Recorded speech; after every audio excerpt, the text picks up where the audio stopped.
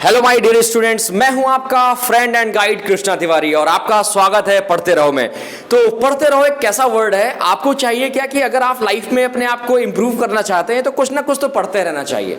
तो जब हमारे पास सिलेबस हो बहुत सारा तो फिर कुछ ना कुछ और क्या पढ़ना, सिलेबस ही पढ़ते हैं। चलो ठीक है, थोड़ा सा हम लोग रिकैप करेंगे। हमारे क्लास 9th ग्रेविटेशनल फोर्स के चैप्टर में हम लोगों ने कहां तक सीखा था?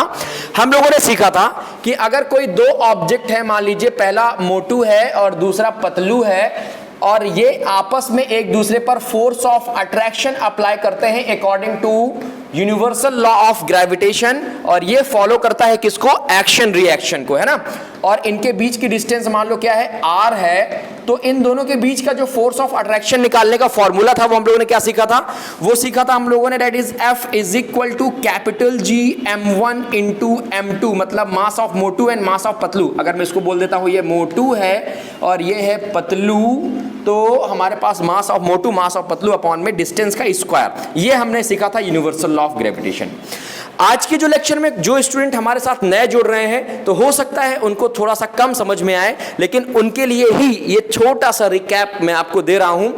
फिर भी अगर आपको डीप में पढ़ना है, थोड़ा सा अपने नॉलेज के बिल्ड करना है और अपने एग्जाम के स्कोर को बढ़ाना है, तो आप जाइए और हमारे फर्स्ट लेक्चर ग्रेविटी को देख करके आइए। वापस से जब आएंगे तो आपको जो यहां पर मैं न्यूमेरिकल्स कराने वाला हूं, कॉम्पिटेंसी बेस्ड क्वेश्चन कराने वाला हूं, वो बहुत हलवा की तरह एकदम समझ में आएगा। ठीक है, तो चलो आओ देखते हैं। तो ये देखा, और क्या देखा हम लोगों ने? और देखा था जो यूनिवर्सल ग्रेविटेशनल कांस्टेंट है इसकी वैल्यू क्या थी? 6.67, लेकिन हम लोग न्यूमेरिकल के लिए 6.7 इंटू 10⁻⁻11 लिख लेते हैं। और एसआई यूनिट क्या देखी थी हम लोगों ने? न्यूटन मीटर स्क्वायर और पर केजी स्क्वायर। तो पर लगाया तो -2 मैंने एक्सपोनेंशियल फॉर्म में लिख लिया है। ठीक है, ये था हमारा कुछ प्रीवियस रिकैप। तो चलिए आज के इस लेक्चर को हम शुरू करते हैं एक छोटे से चुटपुटिया क्वेश्चन का। एनसीईआरटी क्वेश्चन है। क्या कहता है कि अगर मान लीजिए हमारे पास दो ऑब्जेक्ट हैं जिनका मास रिस्पेक्टिवली 1 kg है, मतलब हमारे पास पहला है m1 और इसका भी मास 1 kg है, और दूसरा ऑब्जेक्ट है m2 और इसका भी मास क्या है? 1 kg है, और ये 1 मीटर की महज छोटी सी डिस्टेंस पे रखे हुए हैं। इनके बीच की जो डिस्टेंस है दोस्तों क्या है? 1 मीटर है। तो बताओ इन दोनों ऑब्जेक्ट के बीच में जो फोर्स ऑफ अट्रैक्शन लग रहा है वो कितना लग रहा होगा? बहुत छोटा सा क्वेश्चन है लेकिन बहुत ही क्वाइट इंटरेस्टिंग, बहुत ही प्यारा क्वेश्चन है, और यहां से ही शुरुआत होती है आपके कैलकुलेशन की। ठीक है, देखो टीचर का काम क्या है? फॉर्मूले को डिटेक्ट कराना, आपको क्वेश्चन पहचानना और उसमें वैल्यू पुट आउट कराना। कैलकुलेशन आपका पार्ट है। ठीक है, चलिए आइए करते हैं। अगर इनके बीच में हमें फोर्स निकालना है तो तरीका क्या है? सबसे पहले तो हमें पता होना चाहिए कि गिवन क्या है। तो गिवन क्या क्या है जरा देखो। जो गिवन है हमारे पास वो दिया है mass of object 1 that is 1 kg, mass of m2 कितना दिया है? 1 kg। NCERT exemplar problem question है। ठीक है, इसके बाद जो रेडियस है कितना दिया है? 1 मीटर। ओके, तो मीटर में होता है एसआई यूनिट, अपन ने देख लिया। मीटर में है तो मीटर को केजी में चेंज करने, किलोमीटर में चेंज करने की जरूरत नहीं है, वो तो मेरे मुंह से निकल आ रहा था, है ना। चलो अब इसके बाद जी की वैल्यू क्या है? 6.7 इंटू 10⁻⁻11 न्यूटन मीटर स्क्वायर। मेरे साथ रिपीट करो, क्या है SI unit? Newton metre square पर केजी स्क्वायर। रिपीट करोगे तो याद हो जाएगा। पेपर में कभी 1 नंबर का पूछ लेता है कि what is the SI unit of universal gravitational constant, तो फिर आपको ये पता होना चाहिए। ठीक है, चलो भाई फॉर्मूला क्या है? चलो रिपीट करो मेरे साथ। 1 मिनट ये वीडियो को पॉज करके इस क्वेश्चन को अपने मन से कैलकुलेट करने की कोशिश करो। क्या करना है? केवल फॉर्मूला रखना है, वैल्यू को उसमें प्लेस करना है और कैलकुलेट करना है। तो चलिए आइए देखते हैं। ये दो ऑब्जेक्ट 1 kg मास के जो रखे हुए हैं, इनके बीच की डिस्टेंस 1 मीटर है, तो इनके बीच में फोर्स ऑफ अट्रैक्शन कितना लग रहा है? तो क्या है हमारे पास फॉर्मूला? फॉर्मूला है F is equal to capital G m1 into m2 upon में r स्क्वायर। ठीक है, देखो जरा यहां पे G की वैल्यू कितनी है? G की वैल्यू है 6.7, तो 6.7 इंटू 10⁻⁻11। m1 की वैल्यू क्या गिवन है हमारे पास? 1 kg, तो इंटू में आ गया 1। m2 की वैल्यू क्या है? 1 kg, तो m2 में क्या आ गया? 1 आ गया। अपॉन में क्या आ गया? r square. r कितना है? मतलब डिस्टेंस बिटवीन देम। और ध्यान दीजिएगा जो डिस्टेंस ली जाती है वो सेंटर से ली जाती है, सेंटर ऑफ द ऑब्जेक्ट। ऐसा क्यों होता है, इसके लिए आपको प्रीवियस वीडियो देखना पड़ेगा। ठीक है, चलिए, तो मैंने डिस्टेंस लिया 1 स्क्वायर। तो देखो 1 का कोई वैल्यू तो है नहीं, 1 का मल्टीप्लाई आप किसी में कराते हो तो 1 आता है ना, या 1 का स्क्वायर कराते हो तो 1 आता है, बेसिक कॉन्सेप्ट है। तो क्या यहां से निकल के आएगा, यहां से निकल के आएगा 6.7 इंटू 10 टू द पावर -11। अब क्या लिख दूं, यहां पर लिख दूं न्यूटन मीटर स्क्वायर केजी पर केजी स्क्वायर, लिख दूं? पक्का नहीं दोस्तों, क्योंकि हम लोग यहां पर क्या कैलकुलेट कर रहे हैं, फोर्स ऑफ अट्रैक्शन। और अगर फोर्स है तो इसकी यूनिट केवल जो लिखूंगा, क्या लिखूंगा, न्यूटन लिखूंगा। अगर आपने यूनिट लिखना भूल गए हैं या नहीं लिखा हुआ है तो आपका हो सकता है कि मार्क डिडक्ट हो जाए। ध्यान रखिएगा, तो यहां पर जो यूनिट आएगी क्या आ जाएगी 6.7 into 10 to the power -11 newton. देखो कितना छोटा फोर्स अप्लाई कर रहे हैं, 1 केजी के मास हैं और इनके डिस्टेंस है 1 मीटर, तो आपस में फोर्स ऑफ अट्रैक्शन अप्लाई कर रहे हैं 6.7 इंटू 10 टू पावर -11। इस -11 को अगर मैं कैलकुलेट करने जाऊंगा तो न जाने नीचे कितने जीरो बढ़ जाएंगे, 11 टाइम्स जीरो बढ़ाना बढ़ जाएगा या नहीं बढ़ जाएगा। तो समझो 0.000000067 इस तरह से आंसर आएगा, इतने न्यूटन का, मतलब 1 न्यूटन भी नहीं है कंप्लीटली। ओके, तो आई होप कि आपको ये क्वेश्चन समझ में आ गया होगा। एनसीईआरटी एग्जाम्पल प्रॉब्लम फटाफट छाप लीजिए, फिर चलते हैं हम लोग अपने अगले क्वेश्चन की तरफ। ठीक है, छाप लिया? अगर नहीं छाप लिया तो पॉज करके छाप लो, मैं इसको इरेज करने जा रहा हूं। ओके, अब थोड़ा सा कैलकुलेशन हम लोग क्या करते हैं, बढ़ाते हैं, थोड़ा सा इंक्रीज करते हैं, देख सकते हैं क्या है। सपोज अब एक क्वेश्चन और है, ये भी एनसीईआरटी एग्जाम्पलर है, इंपॉर्टेंट है, पेपर में पूछ लिया जाता है। क्या कहता है, सपोज दैट हमारे पास क्या है, ये अर्थ है। मैं देखो फिगर, देखो फिजिक्स में फिगर बनाना बहुत जरूरी है, डायग्राम्स बनाना बहुत जरूरी है ना। जहां मौका मिले तुरंत डायग्राम बना लो। पता है डायग्रामेटिक रिप्रेजेंटेशन से जो आपका क्वेश्चन है वो थोड़ा सा आसान होता है। जैसे सलमान खान है ना, उसको जहां मौका मिलता है वो अपनी शर्ट उतार देता है 6 पैक दिखाने के लिए। जहां मौका मिले, अगर आप फिजिक्स अच्छी लगती है तुरंत डायग्राम बना लो। मान लो ये क्या है, अर्थ है, ये है क्या, अर्थ। और अर्थ के एक सरफेस पर किसी एक पोजीशन पे 1 केजी मास का कोई ऑब्जेक्ट रखा है। ठीक है, और अर्थ का मास क्या होता है आप सभी को पता है, जो अर्थ का भी कुछ ना कुछ मास होगा। मैं लेट कर लेता हूं m1 और ये हो गया m2 की वैल्यू हो गया। ठीक है, अगर अर्थ में रखा है तो डिस्टेंस क्या लोगे, सबसे बड़ी चीज तो डिस्टेंस आप क्या लोगे, जो रेडियस ऑफ अर्थ होगी। क्यों, क्योंकि अर्थ के पता नहीं सेंटर पे रखा है तो कोई, तब तो कुछ बनेगा नहीं। लेकिन मान लीजिए अगर किसी डिस्टेंस पे रखा है तो उसकी डिस्टेंस को मेजर करने के लिए क्या हम लोग काउंट करेंगे, रेडियस ऑफ अर्थ। मतलब अर्थ में कोई ऑब्जेक्ट अगर प्लेस है तो अर्थ और उस ऑब्जेक्ट के बीच का अगर हमें फोर्स ऑफ अट्रैक्शन फाइंड करना है तो हमें डिस्टेंस बिटवीन देम क्या लेनी पड़ेगी, रेडियस ऑफ अर्थ लेनी पड़ेगी। और स्टूडेंट ये क्वेश्चन में आपको देकर के आएगा, नहीं आएगा तो नोट कर लीजिएगा, याद कर लीजिएगा। ठीक है, चलिए भाई, तो मास ऑफ अर्थ मान लीजिए हमारे पास गिवन होके आया है कितना, 6 इंटू में 10 टू द पावर 24 केजी ये होता है। ठीक है, ऐसा मेजर किया गया है। तो ये हमारे पास मास ऑफ अर्थ हो गया। मास ऑफ ऑब्जेक्ट मैंने लिख दिया 1 केजी। ठीक है, डिस्टेंस क्या होगी, तो रेडियस मैंने क्या ले लिया कि जो अर्थ की जो ये आर है, रेडियस है, वो क्या हो गई, वो हो गई मेरे लिए 6.4 into 10 to the power 3 kilometre. ये तो आपको पता होगा, अगर आप हिस्ट्री ज्योग्राफी पढ़ते हैं, नहीं पता तो आप नोट कर लीजिए, फिजिक्स में पढ़ लीजिए आज कि क्या रेडियस है अर्थ की। ओके, क्या है 6.4 into 10 to the power 3 kilometres. ठीक है, चलो बहुत बढ़िया बात है। अब हमें क्या फाइंड करना है, ये जो दोनों ऑब्जेक्ट हैं इनके बीच में फोर्स ऑफ अट्रैक्शन कितना लग रहा है। तो इसको फाइंड करने के लिए क्या करेंगे, आओ चलो करते हैं। सबसे पहले गिवन लिखेंगे। क्या लिखेंगे, गिवन। तो गिवन में आपको दिख रहा होगा, साफ साफ दिख रहा है। अगर नहीं भी लिखोगे तो काम चल जाएगा, लेकिन जब आप अपने स्कूल की कॉपी में या एग्जाम कॉपी में आप इसको लिखेंगे तो गिवन से स्टार्ट करना बहुत जरूरी है। तो देखो जरा, m1 की वैल्यू कितनी गिवन है हमारे पास, m1 हमने अर्थ को लिया है ना, तो 6 इंटू में 10 टू द पावर 24 केजी आ गया। m2 की वैल्यू कितनी गिवन है, m2 की वैल्यू गिवन है 1 केजी आ गया, बहुत बढ़िया बात है। ठीक है, डिस्टेंस बिटवीन देम क्या है, तो रेडियस लेनी है, जो कि है कितनी, देखो ये दिया हुआ है 6.4 इंटू 10 टू द पावर 3 क्या, किलोमीटर। लेकिन लेना तो मीटर में है ना, तो ये बताओ किलोमीटर से मीटर में चेंज करने पे हम क्या कर दें, 10 टू द पावर 3 का मल्टीप्लाई कर दें। क्यों कर दे भाई क्यों कर दे, सिंपल सी बात है। जरा इधर देखो कॉर्नर में, 1 kilometre is equal to 1000 metre होता है ना, तो 3 किलोमीटर इज इक्वल टू कितना हो जाएगा, 3000 हो जाएगा कि नहीं हो जाएगा, हो जाएगा। क्या किया, 1000 का मल्टीप्लाई किया ना, अगर 3 किलोमीटर दिया है मीटर में चेंज करना है तो 1000 का मल्टीप्लाई, तो मैं इसको लिख सकता हूं 3 इंटू 10 टू द पावर 3 लिख सकता हूं। देखो मैंने ऐसा ही कुछ किया, रेडियस है 6.4 और 10 टू द पावर 3 किलोमीटर, तो मीटर में चेंज करने के लिए 10 टू द पावर 3 का मैंने मल्टीप्लाई कर दिया। होप आपको समझ में आ रहा होगा। समझ में आ रहा है? चलो ठीक है, तो चलो एक बार वीडियो पॉज करके अपने मन से एक बार ट्राई करो, अगर नहीं आ रहा तो आके इधर देखते हैं। ठीक है, चलो आओ करते हैं। क्या फॉर्मूला है हमारे पास? फॉर्मूला है फोर्स ऑफ अट्रैक्शन फाइंड करने का between two object, F is equal to capital G m1 into में m2 अपॉन में r स्क्वायर। ये तो फॉर्मूला है, कोई जादू तो नहीं है ना, ये तो हम लोग पढ़ के आए हैं। देखो ये रिकैप में हम लोगों ने पढ़ा है F is equal to capital G m1 into m2 upon में r स्क्वायर। जिसने प्रीवियस वीडियो नहीं देखा है तो वो जाके देख ले, या नहीं देखना चाहता है अरे सर छोड़ो हटाओ, कौन देखे, टाइम वेस्ट करे ना। अरे टाइम वेस्ट नहीं करवा रहा हूं, ठीक है। तो यहां से आप समझ सकते हैं, देखिए वैल्यू प्लेस करना है केवल बस, और कैलकुलेट कर लेना, आंसर आ जाएगा। जी की वैल्यू कितनी है? जी की वैल्यू नहीं लिखा है, चलो लिख लेते हैं। जी की वैल्यू है हमारे पास कितना? 6.7 into 10 to the power minus 11 क्या होता है? न्यूटन मीटर स्क्वायर पर केजी स्क्वायर। कोई दिक्कत है क्या? कोई दिक्कत नहीं होगी। चलो तो जी की वैल्यू है 6.7 into 10 to the power minus 11। G की वैल्यू, m1 की वैल्यू कितनी है? देखो m1 की वैल्यू कितनी है?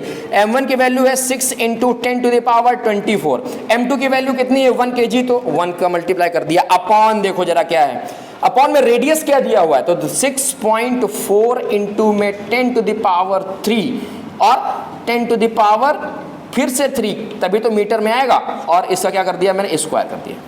ठीक है, अच्छा ये बेसिक रूल तो आपको पता होंगे क्लास 8th वाले, क्या कि a to the power m into में a to the power n is equal to a to the power m plus n, ये हो जाता है। पता कि नहीं पता? अच्छा एक चीज और पता होगी, a to the power m to the power n is equal to a to the power m into n। पुरानी बातें हैं क्लास 8th की, याद करो। तो अरे सर क्या पुरानी बातें आप भी याद करते हैं? पुरानी बातें कौन याद करता है ना? अरे याद कर लो, ये एक्सपोनेंट के 2 फॉर्मूले हैं जो इसमें अप्लाई होने, कैलकुलेशन में थोड़ा सा आपको हेल्प मिलेगी। ठीक है, चलो तो ये क्लास 8th का है, जरा ध्यान दीजिएगा। एक्सपोनेंट चैप्टर अगर आपने पढ़ा होगा तो आपको याद आ रहा होगा। ठीक है, चलो आप सॉल्व करते हैं अब इसको बस। अब ये कैलकुलेशन देखी कि 10 to the power minus 11, 10 to the power 24, आधे बच्चों की तो हवा टाइट हो गई। लेकिन परेशान नहीं होना, देखो कैसे भाई, सिंपल सी बात है। ये 10 टू द पावर क्या लिखा है? 3, 10 टू द पावर 3, तो मैं क्या इसको 10 टू द पावर क्या लिख सकता हूं? 6 लिख सकता हूं। कहां से लिख दिया मैंने? ये वाला अप्लाई किया मैंने रूल कि a to the power m plus a to the power n, इसका मतलब हो गया a to the power m plus n। समझ में आ गया? तो 6 कर दिया। ओके, बहुत बढ़िया बात है। अब जरा देखो, जितने पावर वाले हमारे पास डिजिट हैं उनको एक साइड कर लो, जितने नॉर्मल डिजिट हैं उनको एक साइड कर लो। ठीक है, तो सबसे पहले किया मैंने 6.7 इंटू 6 इंटू में 1 का कोई मतलब तो है नहीं, 1 का मल्टीप्लाई किसी डिजिट से कराओगे तो 1 आएगा। और अब क्या बचा? 10 टू द पावर माइनस 11 बचा, इंटू में 10 टू द पावर कितना बचा? 24 बचा, अपॉन में देखो जरा क्या होगा, 6.4 का स्क्वायर, तो मतलब 6.4 इंटू में 6.4 कर लिया। इसके बाद जरा देखिए क्या हो जाएगा, इसके बाद हो जाएगा 10 टू द पावर 6 है ना, इसका स्क्वायर देखो, a to the power m की पावर m, तो क्या हो जाएगा? a to the power m into में n, मतलब 10 इंटू में 10 टू द पावर 12 हो जाएगा। क्या आपको इतनी बात समझ में आ गई कि नहीं आ गई? कुछ भरा भरा बोर्ड लग रहा है ना, आओ थोड़ा इसको हल्का कर लेते हैं। चलो मैंने इसको हल्का कर लिया, क्योंकि ये तो आपको पता होगा, प्रीवियस वीडियो में हम लोग इसको बहुत अच्छे से डिस्कस करके आए। चलो भाई, अब इसके आगे सॉल्व करना है। जरा देखो, मैं आपको एक्सपोनेंट सॉल्व करा देता हूं, बाकी का आप जोड़ घटाना गुणा भाग करते रहना। ठीक है, इधर देखो आगे। फिर हम लोगों ने क्या किया, 6.7 का मल्टीप्लाई कराओ 6 से, तो कुछ ना कुछ डिजिट आएगा, करा लीजिएगा। 6.7 इंटू में 6 इंटू कितना बचा? देखो a to the power m into a to the power n, base same है तो पावर क्या हो जाएंगी? ऐड हो जाएंगी। मतलब देखो जरा इधर समझो, 10 to the power minus 11 into में 10 टू द पावर 24, तो हो जाएगा 10 to the power minus 11 plus का कितना हो जाएगा? 24, तो ये 10 टू द पावर कितना आ जाएगा भाई? 4 में 1 गए 3 और 2 में 1 गया, कितना आएगा? 1। और देखो माइनस प्लस तो प्लस बड़ा है, तो प्लस का 13 आएगा। बताओ इसमें किसी बच्चे को प्रॉब्लम? क्या नहीं प्रॉब्लम है, तो मैंने यहाँ लिख दिया 10 टू द पावर कितना? 13 लिख दिया। बताओ कोई दिक्कत परेशानी प्रॉब्लम नहीं है? जरा नीचे वाले को देख लो, अगर देखेंगे तो कितना आ जाएगा? ये अपॉन में ये तो सेम आ जाएगा, 6.4 इंटू में 6.4 इंटू 10 टू द पावर 12। कोई दिक्कत परेशानी समस्या बिल्कुल नहीं होगी। चलो ठीक है, जरा ये कैलकुलेशन जो किया था मैं हटा देता हूं, ये मैंने हटा दिया।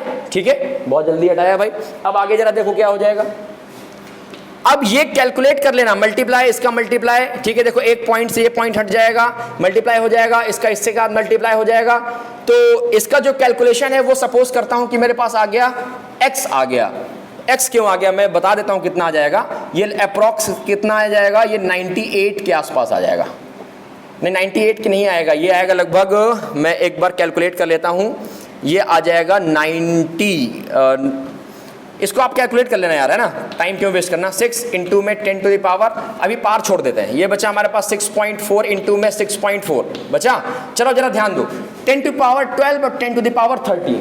अब इस पार को मैं ऊपर ले जाऊं, अच्छा भाई लिखा हुआ है, मान लो लिखा है 1/2 की पावर 4, इसको मैं अगर सॉल्व करूं तो कितना हो जाएगा, 2 की पावर -4 हो जाएगा कि नहीं हो जाएगा। 100% क्लियर है, एक्सपोनेंट का फॉर्मूला है, आपको याद होगा। पावर ऊपर जाएगी, बेस सेम हो जाएगा, तो पावर क्या हो जाएगा भाई, ये हमारे पास पावर कुछ इस तरह निकल के आएगी, 10 टू द पावर 13 इंटू में 10 टू द पावर -12 आ जाएगा। देखो बेस सेम तो पावर फिर ऐड हो जाएगी, जैसे ही पावर ऐड करोगे तो कितना आ जाएगा, 10 टू द पावर कितना 13 प्लस और माइनस का 12। क्लियर है कि नहीं क्लियर है। तो 10 की पावर कितना आ जाएगा, 10 की पावर आ जाएगा 1 प्लस का, मतलब 10 केवल आ जाएगा। बात समझ में आ रही है कि नहीं आ रही, पक्का आ रही है, चलो ठीक है। अच्छा अब जरा ध्यान दीजिए, ये आ गया हमारे पास, इसकी जो वैल्यू आएगी ना दोस्त, वो कितना आ जाएगा, वो आ जाएगा लगभग 0.98 वैल्यू आएगी। इसको जब कैलकुलेट करोगे, ये मुझे तैयार है लेकिन आप लोग कैलकुलेट करने के बाद निकालना, ठीक है। और इसके बाद देखो 10 टू द पावर क्या बचेगा, 1 बचेगा, मतलब उसकी कोई वैल्यू नहीं, तो 10 बचेगा। मल्टीप्लाई कराओ तो कितना आ जाएगा, मल्टीप्लाई कराओ तो कितना आ जाएगा, 9.8 न्यूटन आ जाएगा। कितना आ जाएगा, 9.8 न्यूटन। 9.8 न्यूटन अगर आपने कहीं उड़ते चलते फिरते सुना हो तो याद होगा कि ग्रेविटी स्मॉल जी की वैल्यू होती है। हमारा जो नेक्स्ट लेक्चर है, मिस मत करना, ये बात समझ लेना, बहुत ही लाजवाब और बहुत ही ज्यादा इंटरेस्टिंग और इंपॉर्टेंट लेक्चर होने वाला है वो, ठीक है। तो देखो कोई ऑब्जेक्ट जो अर्थ के ऊपर रखा हुआ है, जिसका मास 1 kg है, वो अर्थ उस पर कितना फोर्स ऑफ अट्रैक्शन लगा रही है भाई। ये एक्चुअल में ये मास भी अर्थ पे लगा रहा है, सेम फोर्स लगा रहा है, बट जो ज्यादा मास का है तो हम उसको जरा काउंट कर लेंगे। तो अर्थ इस छोटे वाले ऑब्जेक्ट पे जो 1 kg का है, कितना फोर्स लगा रहा है, 9.8 न्यूटन का फोर्स लगा रहा है, फोर्स ऑफ अट्रैक्शन। बात समझ में आ रही है कि नहीं आ रही है। ये है यूनिवर्सल लॉ ऑफ ग्रेविटेशन का एक्चुअल एप्लीकेशन। समझ में आ गया, थोड़ी बहुत बात समझ में आ रही है कि नहीं आ रही है, ठीक है। अभी एक जगह और देखने को मिलेगा, सेम कैलकुलेशन देखने को मिलेगा, तो आप चाहें तो इसकी प्रैक्टिस कर सकते हैं। कहां मिलेगा, जब हम लोग फ्री फॉल पढ़ेंगे। चलो ठीक है। अच्छा ये समझ में आ गया, तो आइए एक क्वेश्चन और करते हैं, छोटा सा, बहुत ही छोटकू क्वेश्चन है, एनसीईआरटी क्वेश्चन है। जरा देखो क्या करते हैं भाई, मैं इसको इरेज कर दूं, आप चाहें तो इसको नोट कर लीजिए, वीडियो को रोक करके चलते हैं, कंटिन्यू करते हैं। चलो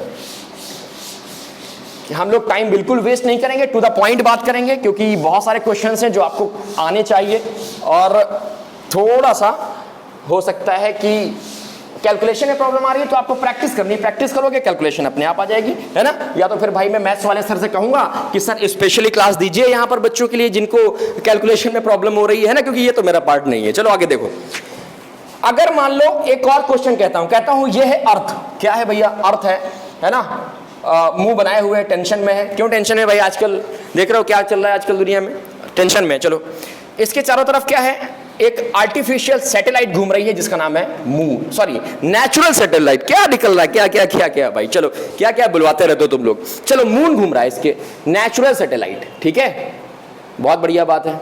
अर्थ है, मून है, दोनों की जोड़ी है, ठीक। जो मास ऑफ मून है ना, मास ऑफ मून वो कितना है, मास ऑफ अर्थ अभी मैंने बताया कितना है, और इनके बीच की जो डिस्टेंस होगी, इनके बीच की जो डिस्टेंस होगी आर, वो कितनी है, जरा ये देख लीजिए। तो दोस्तों जो मास ऑफ मून है ना, वो कितना है, वो है 7.4 इंटू में 10 टू द पावर 22 kg।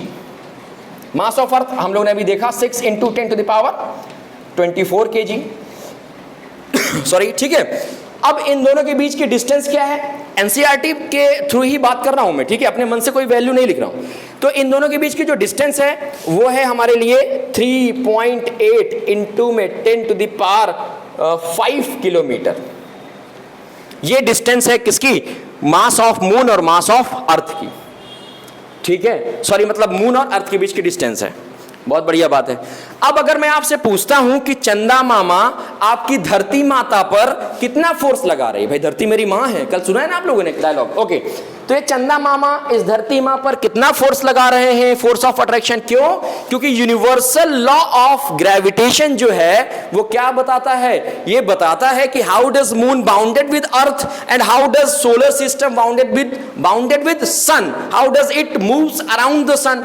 और सैटेलाइट और आर्टिफिशियल हो चाहे वो नेचुरल हो, कैसे वो अर्थ के चारों तरफ घूम रही है, या हम कैसे अर्थ के साथ जुड़े हुए हैं, इसी को तो बताता है हमारा यूनिवर्सल लॉ ऑफ ग्रेविटेशन। हम लोगों ने एप्लीकेशन में पढ़ा भी था प्रीवियस लेक्चर में, ठीक है भाई।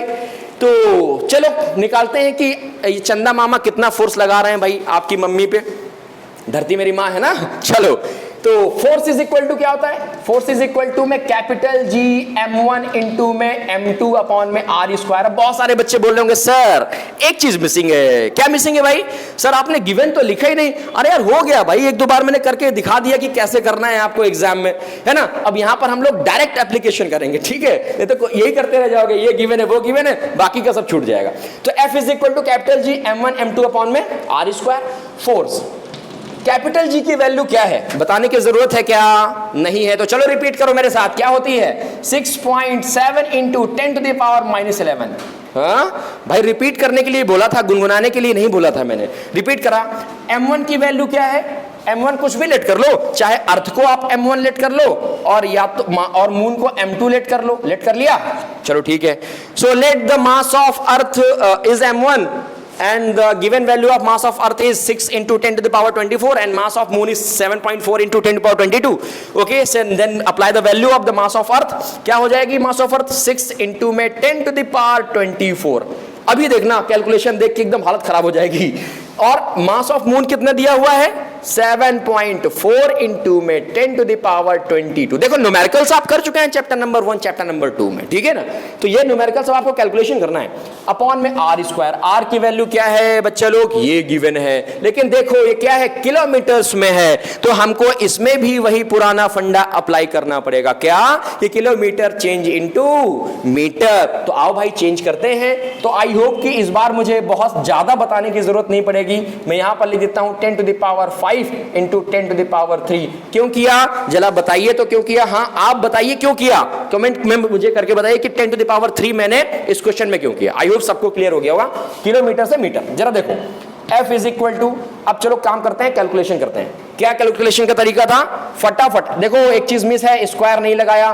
फटाफट पावर वाले को एक तरफ करो, बिना पावर वाले नंबर को एक तरफ करो। क्या हो जाएगा? 6.7 इंटू में 6 इंटू में 7.4 कर लिया। पावर वालों को एक तरफ करो तो 10 to the power -11, 10 to the power 24, बहुत ज्यादा पावर है भाई, और 10 टू द पावर 22 अपॉन, जरा देखो स्क्वायर है तो 3.8 इंटू 3.8 आ गया। इनटू में देखो बेस सेम तो पावर है, तो 10 टू द पावर 8 और 8 2 जा 16, तो 10 टू द पावर 16 लिख दिया। समझ में आया कहां से आया? ये नहीं आया, नहीं आया क्या? देखो यार भाई 10 टू द पावर 5 है, 10 to the power 5 into 10 to the power 3, तो 10 टू द पावर 8 हो जाएगा। फटाफट देख लेते हैं। और स्क्वायर लगा है तो फिर से एक्सपोनेंट वाला रूल, तो 10 टू द पावर 16 खत्म, ठीक है। चलो आओ, F इज इक्वल टू कितना आ जाएगा? अब ये कैलकुलेट आप करना है, इसका मल्टीप्लाई इससे, इसका मल्टीप्लाई इससे। आप चाहो तो पॉइंट पॉइंट हटा सकते हो, कोई दिक्कत नहीं, गायब कर दो, चाहे ना गायब कर दो, जो मन हो वो करो। इधर देखो अब पार, ये दो पार देखो बेस सेम है, पार ऐड हो जाएंगी, ऐड हो जाएंगी।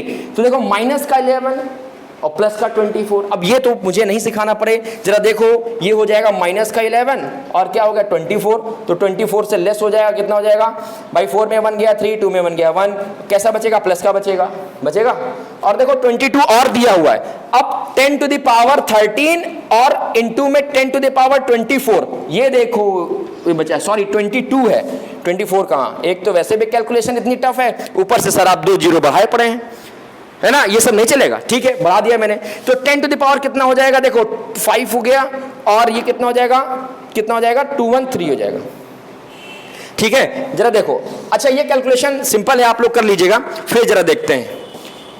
चलो कैलकुलेट कराते हैं। तो ये हो जाएगा, इसका कैलकुलेशन हो जाएगा 6.7 इंटू 6 इंटू में 7.4 अपॉन में 3.8 इंटू में 3.8, स्वाहा स्वाहा हो गया। चलो कैलकुलेशन जरा करो इसकी। 10 to the power 11, 10 to the power 22, तो 11 बचेगा कैसा? प्लस का, और प्लस का 11 24 कितना हो जाएगा? 415 213 35 हो जाएगा। 10 टू द पावर 35, ये तो बहुत ज्यादा हो गया भाई। अब बच रहा है 10 टू द पावर 16। ठीक है, ये एक्सपोनेंट ऊपर जाएगा तो क्या हो जाएगा, माइनस में आ जाएगा, माइनस में आ जाएगा कि नहीं आ जाएगा, और जब माइनस में आएगा तो क्या हो जाएगा, f इज इक्वल टू, अब ये कैलकुलेशन आपने करनी है घर में बैठ के, क्या करोगे घर में, यही करना है, तो ये कैलकुलेशन जो भी आए वो, और इनटू में 10 टू द पावर क्या हो जाएगा भाई, 35 में 16 लेस हो जाएगा, प्लस का ऊपर माइनस में जाएगा, तो 35 में जैसे ही आप 16 लेस करोगे तो कितना बचेगा, 6 7 8 9 10 11 12 13 14 15 9 बचेगा, ओके भाई, और इधर 3 में बन गया, 2 में बन गया 19, कितना बचेगा 19, तो क्या हो गया 19, इतना क्या आएगा, इतने न्यूटन का फोर्स लगा रहा है कौन, चंदा मामा, कहां पर, धरती मां पर ठीक है, तो moon applies dash into 10 to power 19, अब ये मत लिखाना पेपर में कि डैश इंटू 10 टू पावर 19, ये कैलकुलेट करके लिखना पड़ेगा, इतना फोर्स ऑफ अट्रैक्शन अप्लाई कर रहा है मून किस पे, अर्थ पे, और अर्थ अप्लाई कर रही है मून पे। आई होप कि आपको क्लियर हो गया होगा स्टूडेंट, अगर क्लियर हो गया है तो फटाफट इसको छाप लो, और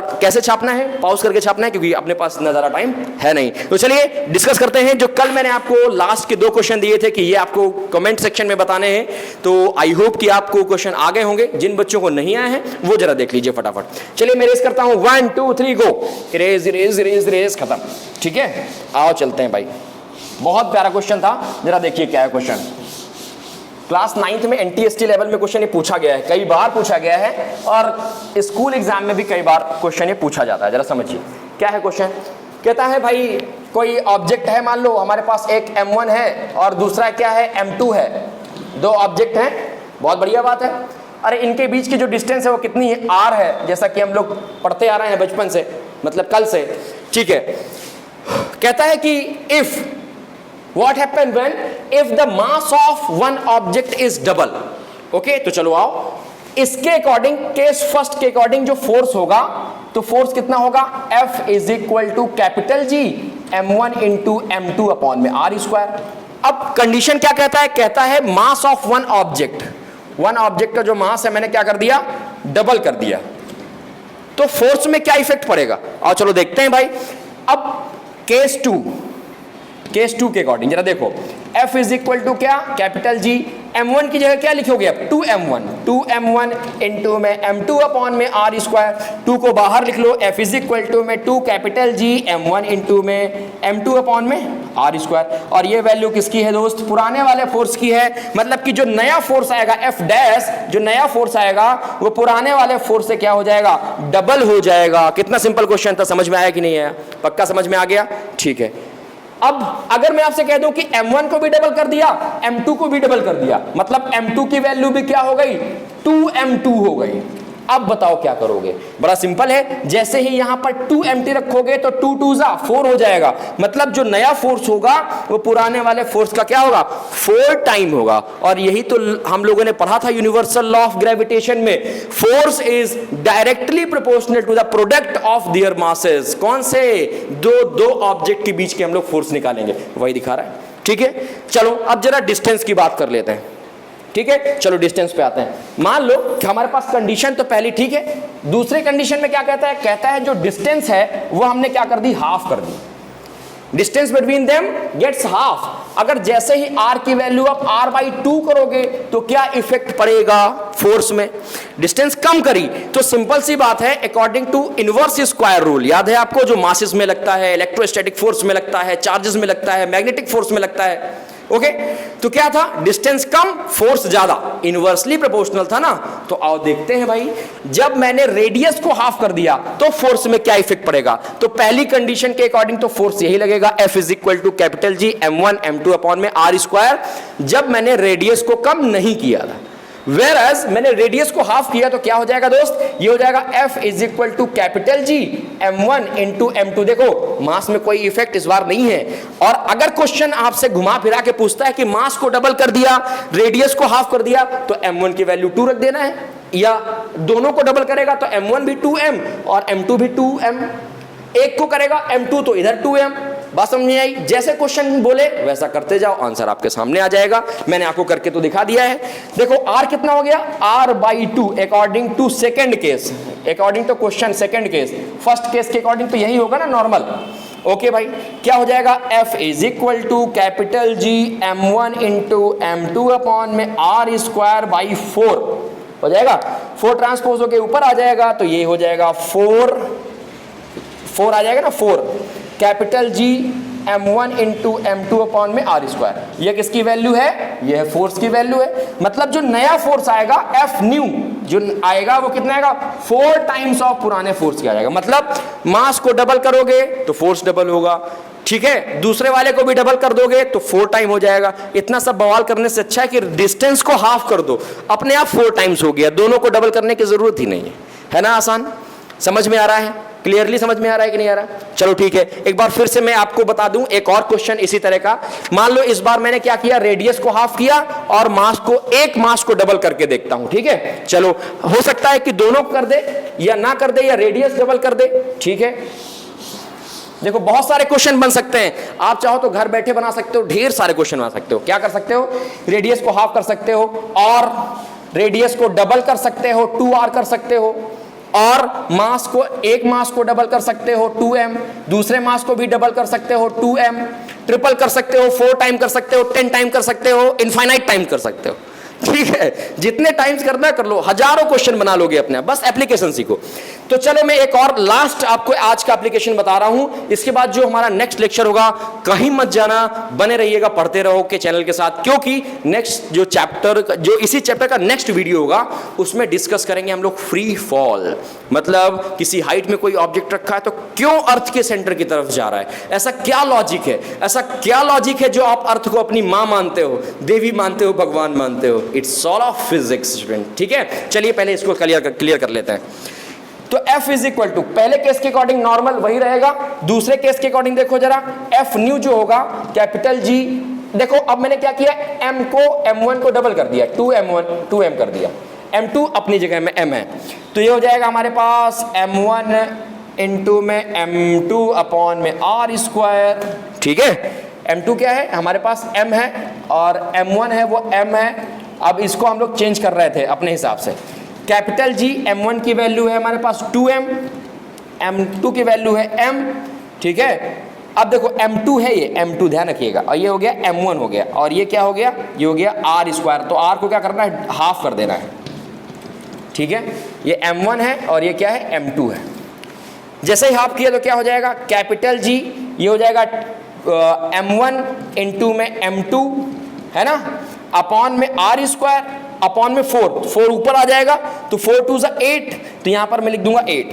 क्या मतलब हुआ कि जो फोर्स हमारे पास नया आएगा, फोर्स जो नया आएगा वो क्या हो जाएगा, 8 times of the old force. जो पुराना फोर्स था, नॉर्मल जो फोर्स लग रहा था, F is equal to G M1 M2 upon में R स्क्वायर, इसकी कंपैरिजन में जब रेडियस को हाफ कर देंगे, किसी एक मास को डबल कर देंगे, तो फोर्स कितना हो जाएगा, 8 टाइम्स हो जाएगा। तो क्या ये जो कॉन्सेप्ट था बहुत ही ज्यादा इंटरेस्टिंग और कॉम्पिटेंसी बेस्ड कॉन्सेप्ट था, ये आपको समझ में आया कि नहीं आया? प्लीज कॉमेंट करके जरूर बताइएगा। आज के लिए हम लोग लेक्चर में इतना ही रखते हैं, रिवाइज करके मिलिएगा, क्योंकि अगली सेशन में हम लोग डिस्कस करेंगे फ्री फॉल, और मिलते हैं अपने नेक्स्ट क्लास में। पढ़ते रहिए।